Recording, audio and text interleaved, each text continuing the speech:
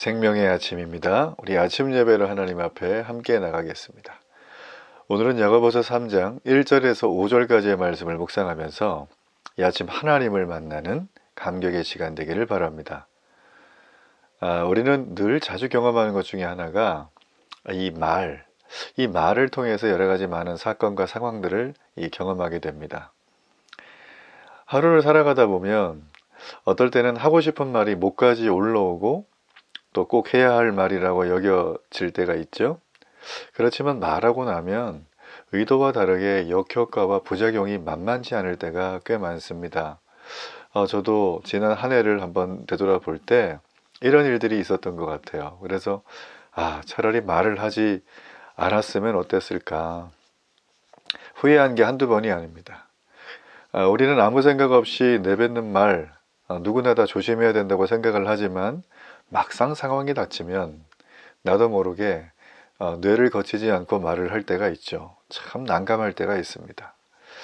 말을 할 때 감정에만 충실하다 보면 우리는 여러 가지 많은 아주 해로운 상황 가운데 또 예기치 않은 어려움 속에 빠질 수가 있다는 거죠. 잠언 말씀에 보면 죽고 사는 것이 혀의 건세에 달려 있다고 말합니다. 크게만 놓고 보면 이 혀라는 것, 그죠? 이 말을 만들어내는 이 발성기관의 이 소리통을 혀를 통하여 조절하는 이 정말 놀랍도록 작지만 이 말이라고 하는 엄청난 영향력, 죽이기도 하고 살리기도 하는 이런 권세를 지닌 이 혀. 여러분이 혀에 대해서 오늘 야고보는 아주 긴 장을 통해서 오늘과 내일 계속적으로 이렇게 말에 대해서 좀 살필 겁니다. 아마 여러분 성경에서 이 잠언 다음으로 말에 대한 이 혀에 대한 이런 언어 생활에 대한 부분이 많이 나온 게 야고보서입니다. 여러분 그래서 우리가 말을 좀 더 조리 있게 하고 논리 있게 하고 이런 걸 떠나서 말을 통하여 내 영혼이 영적으로 부유해지고 주변의 사람들이 마치 봄 기운에 새싹이 돋아나는 것처럼 생명이 복돋아 오르는 그런 말을 하고 싶다면 여러분 야고보서를 늘 묵상하시고 또 이 혀라고 하는 주제 이걸 어떻게 다루고 있는가를 우리가 하나님 앞에 묵상하면서 좀 은혜를 구한다면 아마 여러분의 인생에 정말 전혀 새로운 풍요로움이 열릴 것이다. 저는 그렇게 생각을 합니다. 혀라고 하는 건 우리 몸의 백체 중에 너무나 작은 굉장히 작은 한 부분이죠. 그렇지만 이 혀는 오늘 여기 말씀해 보면 큰 배의 방향타와 같은 키라는 역할을 하는 게 바로 혀라고 말합니다. 아무리 큰 배가 있어도 이 방향타, 이 키를 이쪽으로 왼쪽으로 하면 왼쪽으로 가는 거고요. 오른쪽으로 하면 오른쪽으로 가는 거죠. 그래서 큰 배가 굉장한 위력을 가지고 파워가 있고 어떤 분야에서 꼭 필요하다 할지라도 이 방향키를 제대로 하지 않으면 그 배는 무용지물이라는 거예요. 마찬가지로 이 보잘것없는 크기의 혀, 너무나 작은 혀에서 하는 이 한 사람의 말은 그 사람의 인격과 그 사람의 성품을 결정짓는 아주 핵심적인 요소라는 것입니다. 우리가 자연세계 동식물들 중에서도 제가 예전에 일전에 읽었던 어떤 책에는 집에 이렇게 이 난 있죠, 난? 이 난을 이렇게 키우는 분이 계셨는데 이 난을 늘 이렇게 자기 자녀처럼 돌봤대요. 깨끗하게 닦아주고 항상 햇살을 해주고 바람도 해주고 노래도 틀어주고 이렇게 말도 건대요. 나네 잘 잤냐고, 오늘 너무 햇살이 좋다고, 오늘 널 보니까 기분이 너무 좋다고, 오늘도 좋은 하루 되라고. 누가 들으면 뭐 100년지기 친구한테나 혹은 뭐 자기 자녀나 배우자한테 하는 것 같은 그런 말을 이 식물인 이 언어도 할 수 없는 난한테 그렇게 했다는 거죠.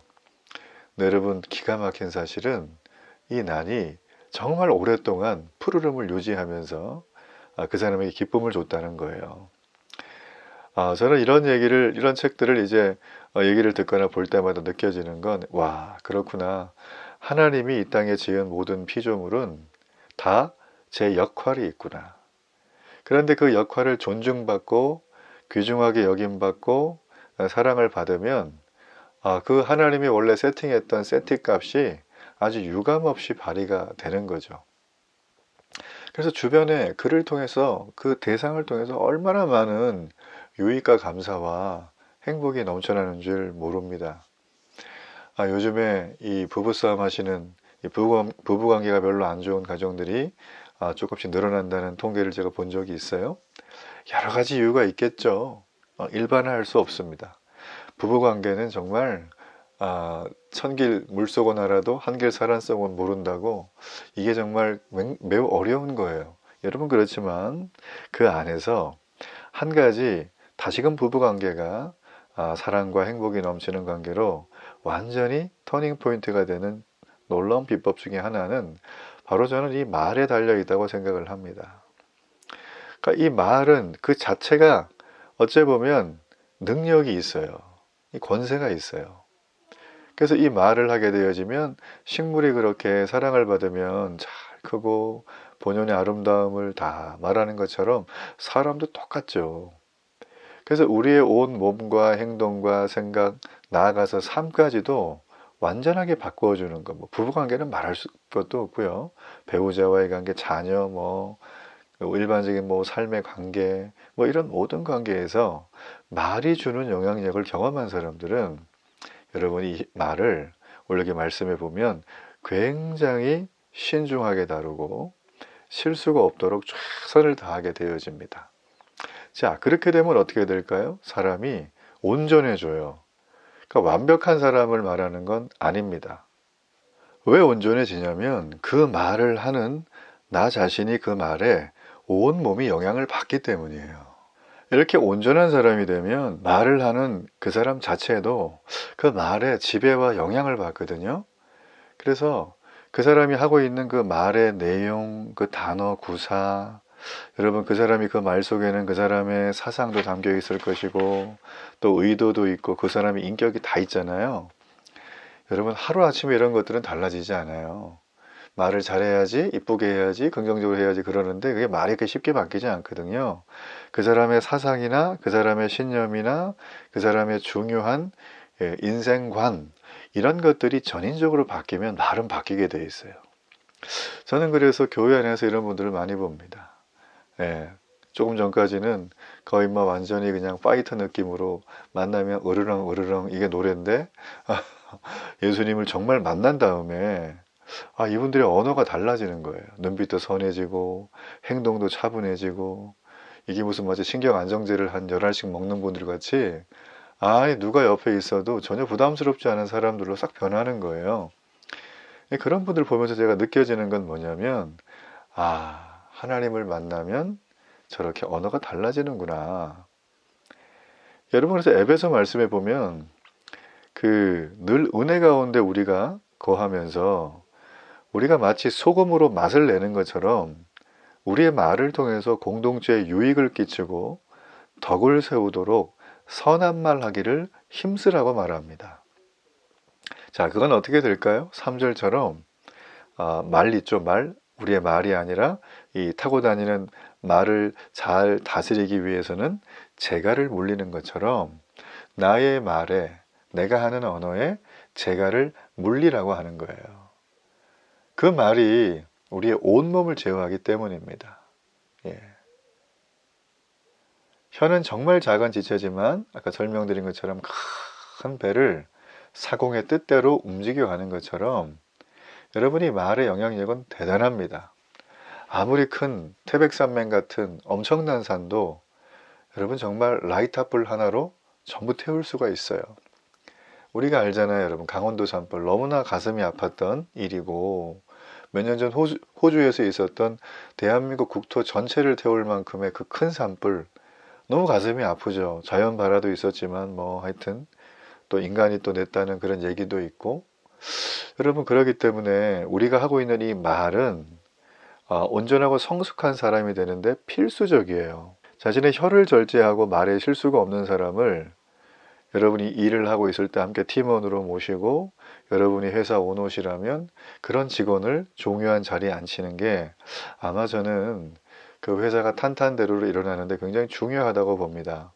특별히 오늘 이 말에 대해서 사실은 1절에 있는 그 대상을 통해서 대상에게 이 건면해 주는 얘기라고 할 수가 있어요. 자, 1절이 뭘까요? 내 형제들아 너희는 선생된 우리가 더 큰 심판을 받을 줄 알고 선생이 많이 되지 말라.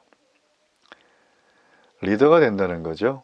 여기서 선생은 리더가 된다는 건 어느 분야에서든 영광스럽지만 무거운 책임이 따르는 일입니다. 오늘 야고보 사도는 선생이 많이 되지 말라고 교훈합니다. 리더가 많이 되지 말라.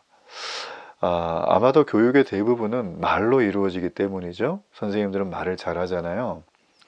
야고보 당시에는 이 도시들을 순회하면서 사상이나 철학을 가르치던 선생들이 많았어요. 그 중에는 말만 잘하는 철학이나 사상가들이 꽤 많았습니다. 말은 행동보다 쉬운 의사표현의 한 방법이죠. 사람은 자신도 모르게 무책임하게 말하고 자신은 지키지 못하는 규범을 강조하고 약속을 남발하기도 하죠. 요즘 우리 현대 사람들이 굉장히 많이 받는 훈련 중에 하나가 바로 이 스피치 커뮤니케이션이에요. 교원 영색 선의인이라는 말이 있습니다. 이 얘기는 말을 잘하고 표정을 좋게 꾸미는 사람치고 마음이 어진 사람이 드물다라는 거예요. 우리는 입만 살아있다고 비난받는 사람이 되지 말아야 됩니다. 특별히 내가 예수님의 제자의 삶을 살고 있다면, 크리스찬이라면 더더욱 그런 얘기를 들어서는 안 되겠죠.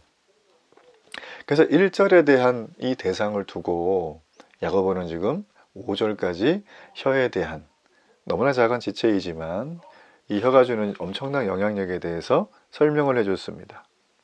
우리가 귀담아 들어야 될 마지막으로 정리하고 싶은 부분은 말하는 내용도 굉장히 중요해요.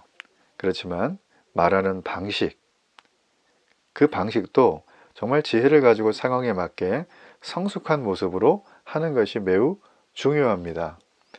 말은 나 자신뿐만 아니라 내 말이 전해지는 주변 상대방, 특별히 여러분이 섬기는 교회 공동체에도 유익이 되는 말, 내 사랑하는 이웃들에겐 덕을 세우는 말.